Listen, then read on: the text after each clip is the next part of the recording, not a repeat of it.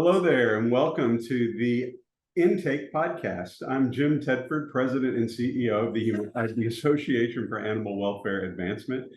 I'm having trouble using my words today. I can't even figure out the name of my organization. That's not a good start, Boo. That's not a good start. We are really thrilled to have as our guest on this issue of the Intake, Vu Le. And I'm going to read a little bit from Vu Le's online bio because it really does sum him up way better than I ever could. Many of you who have been to our conferences have met him. You know him. You've heard him present. You've read his blog. He is one of my favorite authorities on nonprofits and the way that they are operated. So Vu is a writer, speaker, vegan, Pisces, and the former executive director of RVC, a nonprofit in Seattle that promotes social justice by developing leaders of color, strengthening organizations led by communities of color, and fostering collaboration between diverse communities. Vu's passion to make the world better, combined with a low score on the law school admission test, drove him into the field of nonprofit work, where he learned that we should take the work seriously, but not ourselves. There's tons of humor in the nonprofit world, and someone needs to document it. He's going to do that with the hope that one day a TV producer will see how cool and interesting our field is and make a show about nonprofit work, featuring attractive actors attending strategic planning meetings and filing 990 tax forms. Vu, welcome. Thanks for being here. It's the best bio that I have ever read. Thank you, Jim. It's always great to talk to you. How are you doing? I'm doing okay. I'm doing okay. That's a great question. It's a wonderful way to start this conversation because we were looking through in preparation. We were looking through some of your blog posts, and about a year ago, you had a post that really kind of dealt with this whole issue of self-care. And one of my favorite lines from it, I'm gonna quote you from your blog post from March of 2022. You said, "We still expect one another to keep it together, to keep our personal crises we're dealing with from affecting our work, and to keep following social scripts. How are you?" "I'm fine." That's a lie. Very few of us are fine. So, Vu, how are you? Well, we're being honest, Jim. I'm suffering from pneumonia right now. It's been weeks of coughing. My kids are downstairs. They're having way too much media, and I don't know what they're watching right now. I think they're watching some anime, and they have an entire week of this because of childcare challenges right before school starts. So I'm a little bit exhausted, and yeah, but it is good to see you, and I always enjoy our conversations. And Same here. how are you, Jim? It's always good to see you. And I actually am pretty good. I am pretty good. One day a week I do volunteer work at a horse sanctuary rescue facility here in my area. And it's like taking an energy pill for me to go and spend a couple of hours cleaning stalls and grooming horses and just doing really mundane stuff, because being around horses for me is like the very best form of therapy that you can have. So on this particular day of the week, I'm always a little better than I am maybe some of the other days. Oh, I'm glad to hear that. Horses are cool, and they're vegan mostly, right? I think they are. Yeah, they are. Absolutely, they are. Awesome. So, a question for you. I know you're going to be at our conference, and we're thrilled that you're coming back to hang out with us again at the conference. You're obviously always a big hit, and your messages are always they're entertaining, but they're also amazingly thought provoking, and so we really appreciate that combination. I think you're absolutely right. Sometimes we have this tendency to take ourselves maybe a little too seriously. And the work is very serious, but sometimes if you can't find the humor in something every day, then I'm not sure that's real, that you're in the right line of work, because this is a really hilarious field that we're in at times. One of the things that's not so funny, though, I think, is that we are really challenged with sort of knowing when to say when, and knowing how to take time away and take time for ourselves, and take time to be with our kids or our pets or whatever our passion happens to be outside of the passion for the work. What are your thoughts in terms of how we can really sort of be better at that? What can we do to take care of ourselves and our teams and really sort of look for that? I don't really like that phrase work-life balance, because I think we need more life than work. But what do you think? I mean, what should we be doing to encourage people to really focus on the things that matter? Yeah, I also don't like the term work-life balance. I was talking to a friend of mine, Erica Mills, who said, why is it work-life balance? Why is it not the other way around? Why don't we say life-work balance? Right. And I think our sector does tend to suck at this, at taking care of ourselves. Probably because we attract compassionate people into this field who care about society, who care about animals and so on. Right. And so we tend to kind of overlook taking care of ourselves a bit. And then there's just so many things on fire all the time in our sector with the lack of funding and everything. So I think it creates this cycle where we're just constantly running around putting out fires. And I don't think it's good for us. And it's been leading to burnout. I think that we need to kind of push back against many of these sort of conventions that we've been kind of internalizing, right? Why are we working so often, so much all the time? Why do we think it's okay to bring work home? I think about like European countries, right, where they have weeks of vacation every year. And so I think at France, they've like made it illegal to email or like to check your email after work or something. So there's a bunch of things that we can learn from other countries about what we actually do. Because I also don't want self-care to be this thing where it's like one more thing we have to worry about. Like, did I get my yoga in? You know, like did I spend 15 minutes on my meditation app? Oh no, I didn't. I'm a terrible person. Like self-care becomes another stressful thing to think about. And I think we need to start moving towards like what are the systemic things.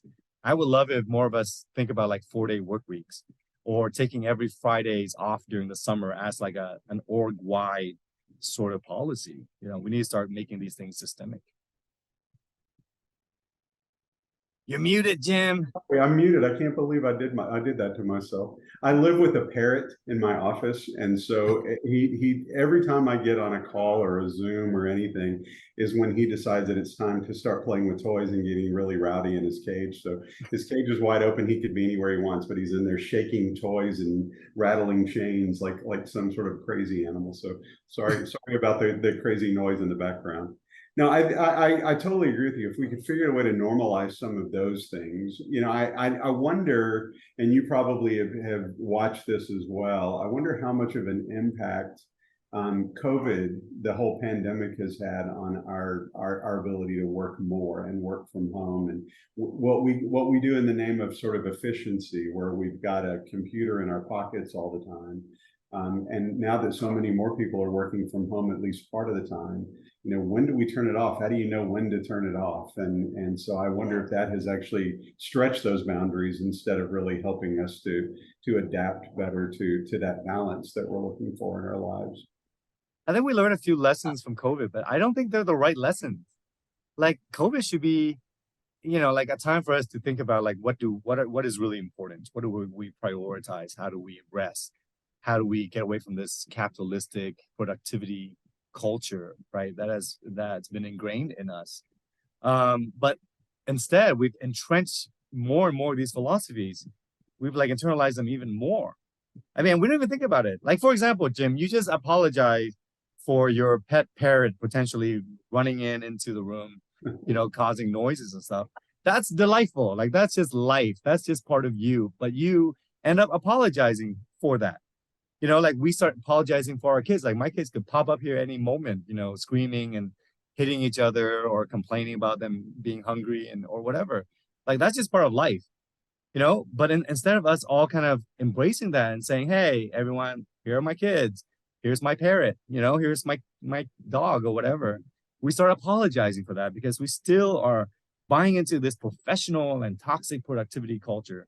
And I think that really does affect our ability to, you know, like take care of ourselves. Yeah, great point. I mean, no matter how much we want to deny it, this is my house. Right. This is my office, but it's also my house, and there's a lot of life happening within the walls of this place that I really have very little control over. So I'm not going to apologize for that anymore. That's a really good. I appreciate that thought. Hey, one of the things that I know you're going to talk about at the conference, and you and I have talked about it before, is this idea of taking sabbaticals. And I'm really, really fascinated by it. I think it shouldn't feel so revolutionary probably, but to me it kind of does. I mean, when I look at my colleagues in animal welfare over the last, maybe 10, 15 years, I can count on one hand the number of animal welfare CEOs who have actually taken sabbaticals. And I'd still have fingers left over, by the way. I don't think I could come up with five who have done that. But it does seem to be a trend, and I know you've written pretty extensively about the value of it and the real benefits to be derived for the individual, but also for the organization and for their productivity in the long run. What do you have to say about that? I'm really curious as to your take on why we should do it, what the benefits are, and how we can convince folks to do it. Yeah, there's been lots of research on how beneficial sabbaticals have been. The Durfee Foundation and others have been doing a lot of this research where they follow executives or leaders who've been taking sabbaticals and what actually does for their own mental health as well as to the well-being of the organizations that they lead. And it's all very beneficial, right? There's tons and tons of data on this now. And we need to do a much better job at this. I do think that we have this sort of martyrdom complex in our sector where, like we are proud. We find it like a badge of honor to not take days off or to not take vacation or to sit on a crappy chair or whatever, that we duct tape together. We found on Craigslist, there's probably a family of rats living in there and we're duct taping it together. And we're like, yay, like look how scrappy I'm being for my organization. I'm lowering overhead or whatever. And I don't think this is good. I don't think this is a good philosophy for us to perpetuate, right? Because it means that we're not going to advocate as well for our own growth and our own stability in doing this work well. That means donors and funders are not going to give the resources that we need to do this work well, right? So I do think that people need to take more sabbaticals. They need to take time off more in general, but sabbaticals, long periods of time off, and very intentional are very necessary. After 5 or 7 years, like we all kind of need to take a break. And it's good not just for you, but for like the entire sector. I remember one of my executive coaches who was like, when I was an executive director, and she was like, Boo, are you spending enough time on the balcony or are you always on the dance floor? And I was like, what are you talking about? I can't dance. I'm vegan. I don't have the energy to dance. Vegan joke right there. But the point was, like, we spent so much time just being on the dance floor, doing the work, that we don't actually take time to actually survey the field and what is going, how to be the most effective at our work. And sabbatical is like that. We need to take a break, not just because it feels good to do that, but it's effective for the sector when more and more of us actually take a break to survey the sector and figure out what is most effective in moving forward. Yeah, it's interesting. I think we have a tendency to not necessarily focus ever on what's good for me, what's good for us. We have a tendency more to focus on what's good for our organizations and for the mission. And I had a friend, a colleague and a friend who a few years ago retired, and a year or so before she retired, she had in her contract that she was entitled to a sabbatical that she had never taken. And she decided to take it, but not necessarily for her own sake, but for the sake of the organization. She said, look, if I take this time off for 3 months or whatever it was, my organization is going to have to figure some things out. And they're going to, and with me, I'm, in a year, I'm walking out forever. And so they're going to have to figure out how to live without me. And so it's a great trial run for them to figure that out and to look for sort of chinks in the armor and maybe cracks in the foundation of the system. And so it was really good for her to be away, but also really good for her team, for her to be away. And they figured out that, oddly enough, as valuable of a leader as she is and was, she wasn't indispensable. I mean, they survived. They actually survived 3 months without her, and in some ways probably thrived during those 3 months. Yeah, absolutely. Staff need the opportunity to step up in leadership, right? And if the leader is constantly there, then when do they actually get the chance to demonstrate their leadership skills? And the other thing is, I think boards should insist on executives and staff take sabbaticals from time to time, because this is also a way to root out any potential like embezzlement and things like that, right? Yeah, sure. So it's good for financial management to actually do once in a while too.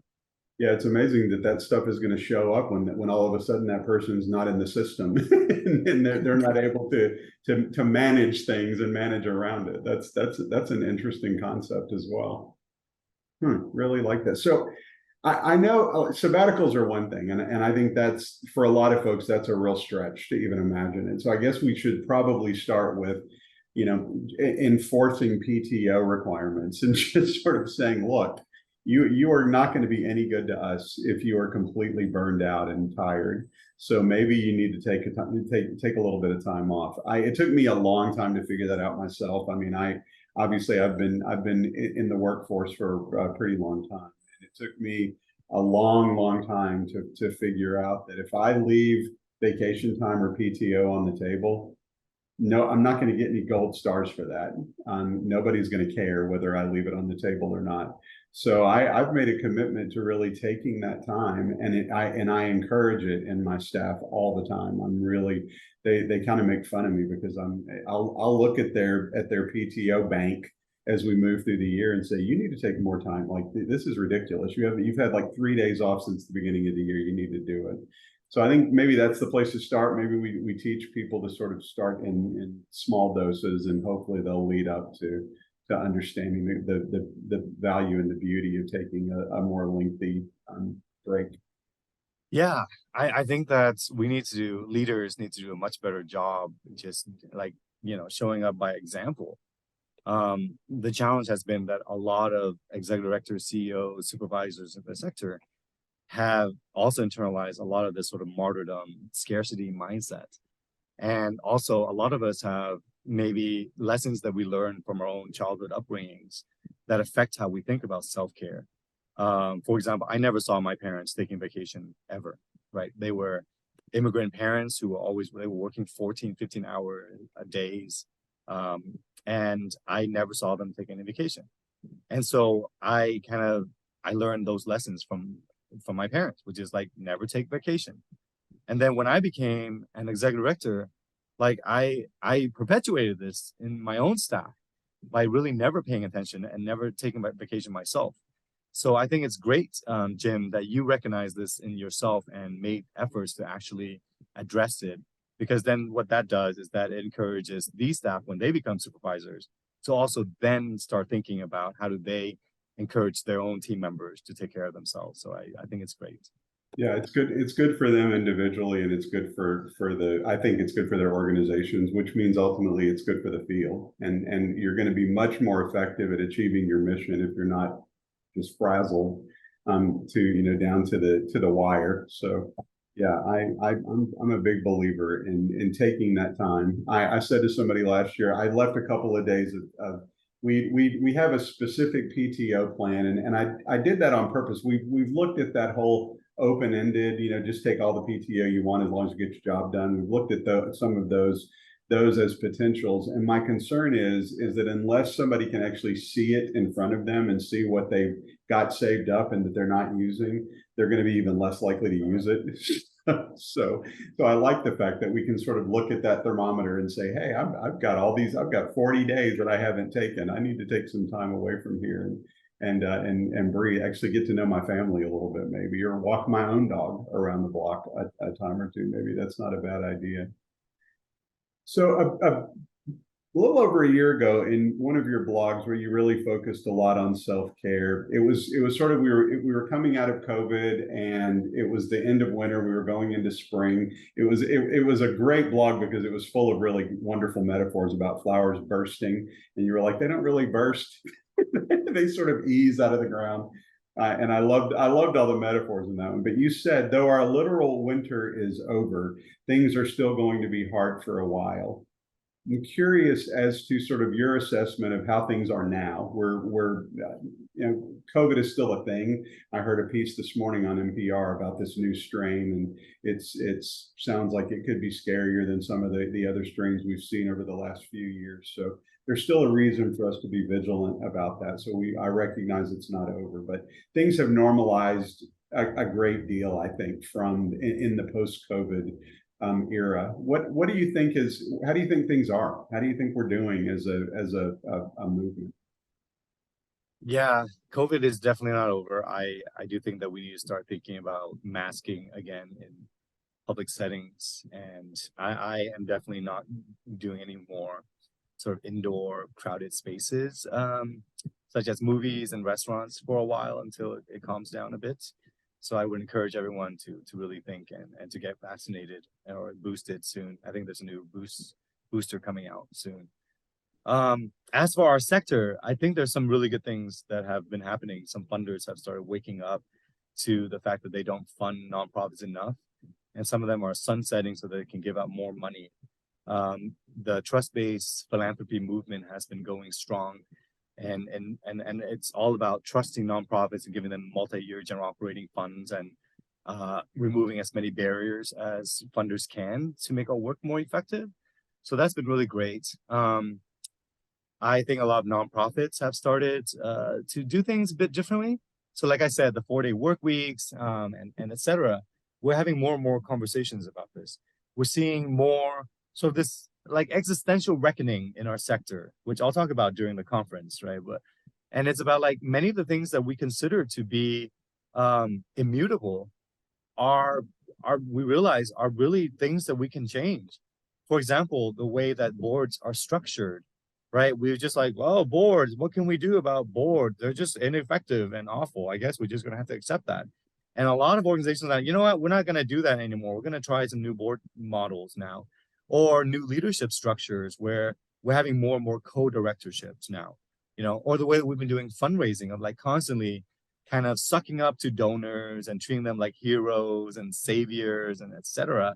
That's also starting to go by the wayside. A lot of people are saying, you know what, and we can appreciate our donors, but like we need to stop, like putting them on pedestals and this sort of hero worshiping and et cetera. Like none of this makes any sense anymore. Like I think these are all really good things for our sector to really start to really consider and start pushing for changes on. Do you worry at all about sort of that change happening too quickly before sort of the groups that you talked about, in particular board members and donors, are completely ready for it?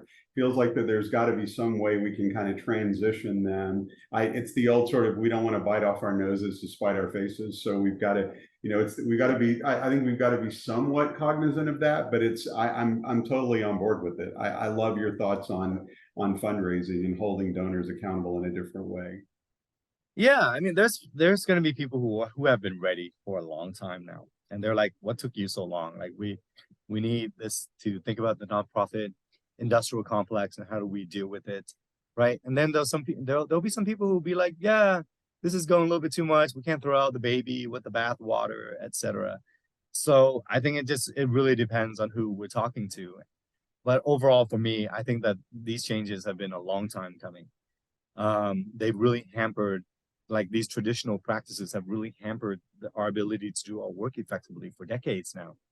And, not to get too political and so on, but like we've been seeing the rise of some really terrible movements and forces because they were able to quickly pivot and change, whereas many forces who are on the side of equity and diversity and justice have been so slow to be like, oh yeah, let's be thoughtful. Let's not ruffle too many feathers. Whereas other people are like, let's ruffle as many feathers as we can possibly do all the time, And so I think I've reached a point now where we really do need to ruffle more feathers and burn more bridges. Yeah.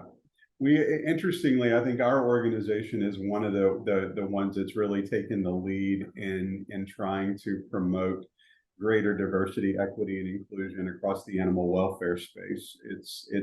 It was a little surprising and very disappointing, I think, for a lot of us when we surveyed the field a few years ago and discovered that we're just like everybody else out there. We're not doing a great job there. We've done a fabulous job with the animals. We've really managed to reduce the overpopulation of dogs and cats, and up until very recently, shelters were seeing major declines in numbers.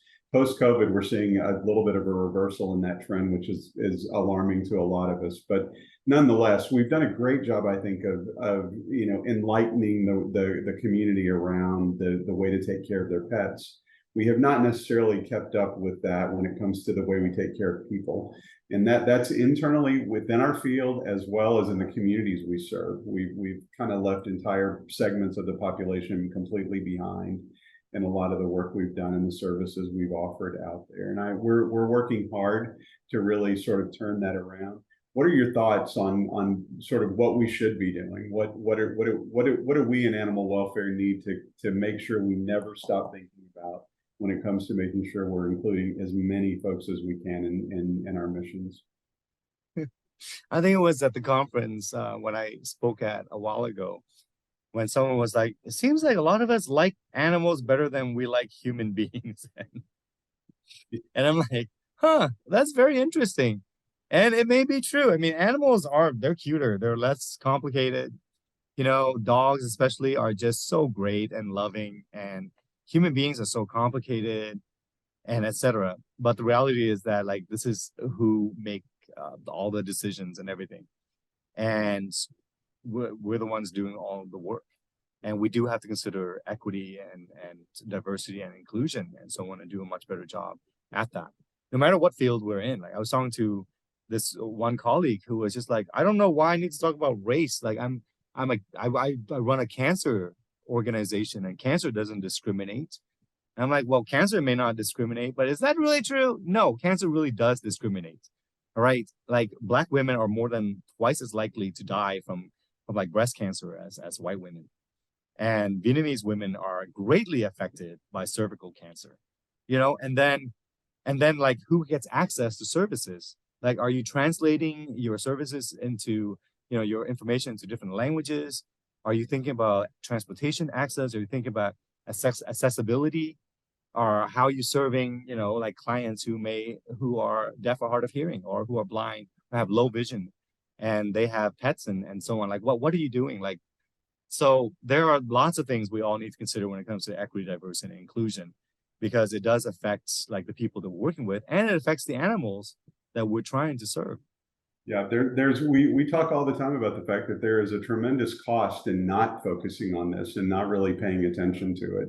The folks and the animals who are being left behind, there's a huge cost there, both in terms of mission, but also even just economics. It's good business to make sure you include everybody.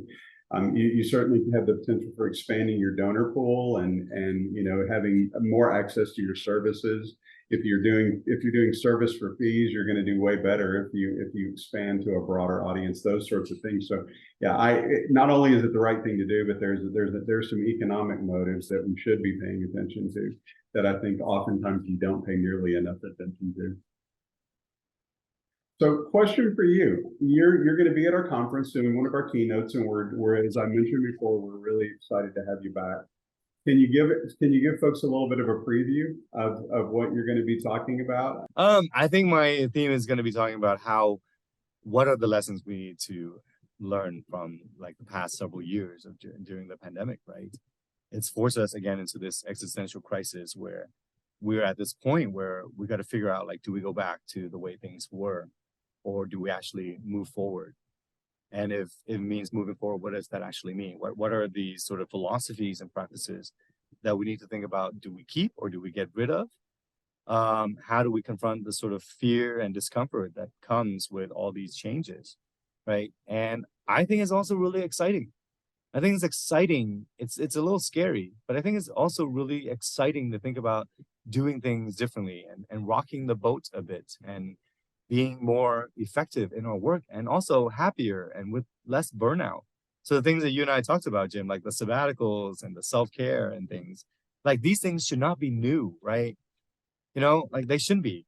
But at the same time, they kind of are, because our sector hasn't done a really good job really addressing them and lifting them up. And I think now maybe we're at this point, like, because of the pandemic and everything, where we're actually willing to do things a bit differently. And I'm excited to talk about what those things may be. That's awesome. Well, I'm excited to hear you talk about those things, and I know that all the folks that who are going to be coming to Portland are really excited to hear it as well. So thank you so much for joining us today, for having this conversation with me. It's always a pleasure. It's always enlightening. In some ways, I feel I don't know. I should be. It should make me feel a little more zen, and like I should go take a day off. But instead, it makes me feel like I need to go do more work. So I don't know. Maybe it may have backfired on you a little bit. I'm not sure. But it's always a pleasure. You're always so much fun to talk to, and so enlightening. So thanks for sharing with us. Thanks for agreeing to come to our conference again.